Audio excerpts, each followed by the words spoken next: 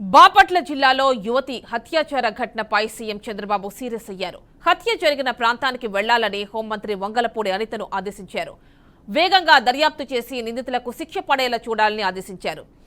CM ఆదేశాలతో హోంమంత్రి అనిత ఘటనా స్థలికి చేరుకుని బయలుదేరారు. ఇక ఉదయం ఈపురుపాలెంలోని రైలు పట్టాల వద్ద యువతి మృతదేహం కనిపించింది. శరీరంపై తీవ్ర గాయాలుండటంతో అనుమానాస్పద మృతిగా పోలీసులు కేసు నమోదు చేశారు.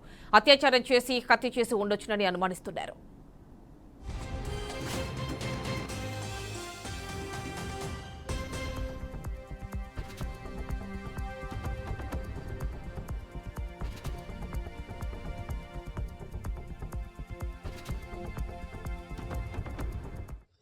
ఈపురపాలెం పోలీస్ స్టేషన్ లిమిట్స్లో చిరాల సబ్ డివిజన్లో ఒక అన్ఫార్చునేట్ ఇన్సిడెంట్ జరిగింది.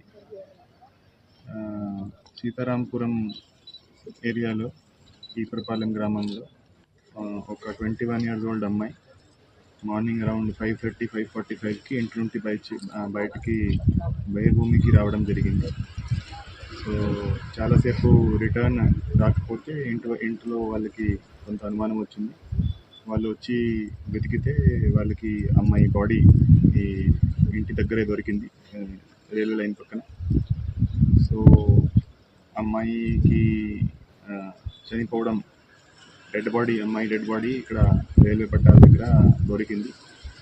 సో దాని మీద కేసు నమోదు చేసి ఈపురపాలెం పోలీస్ స్టేషన్లో మర్డర్ అండ్ రేప్ కేసు నమోదు చేసి దానికి ఇన్వెస్టిగేషన్ స్టార్ట్ చేయడం జరిగింది. సో ఇక్కడ సీన్ ఆఫ్ క్రైమ్ అంతా విజిట్ చేశాము.